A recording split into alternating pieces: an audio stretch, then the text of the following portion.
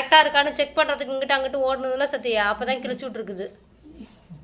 அதான் கண்டுபிடிச்சிட்டாங்க பாரு.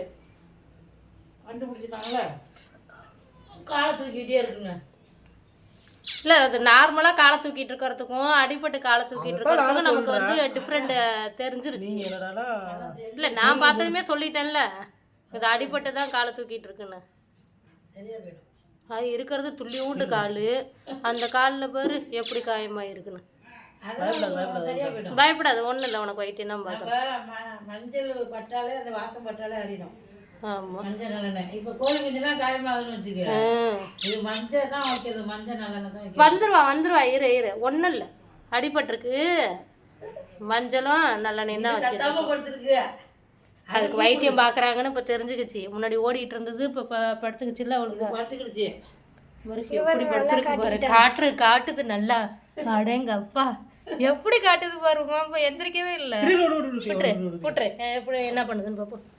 பறக்குது எங்க கீழெல்லாம் தொடையிலையா, காலில் கீழே கீ காலில் நான் தவி துவைக்குது பாரு, அதை காணான்ட்டு.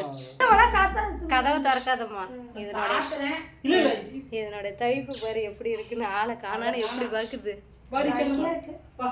தங்கப்பிளா அதால முடியல. வா அதை கையில் மட்டும் பிடிக்கவே முடியாது. நம்ம ரோசனை மாதிரி பிடிக்க முடியாது. இரு வந்துருவாங்க. காலில் ஏதோ காயம், அதுக்கு வைத்தியம் தானே பார்த்துட்டு இருக்கோம். வந்துருவாங்க. இருங்க நீ இப்போ வெளியில் போகாத, அப்புறம் உடனே தேடணும். அவர் பிடிச்சாச்சு. இங்கிட்டு வாங்க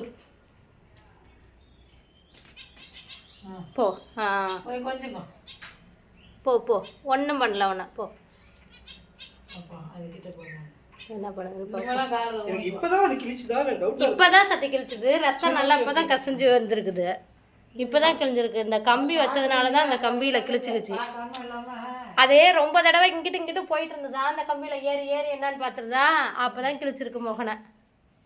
அதான் துளிக்கிட்டு உண்டு தானே. மஞ்சளும் நல்லெண்ணையும் வச்சாச்சு.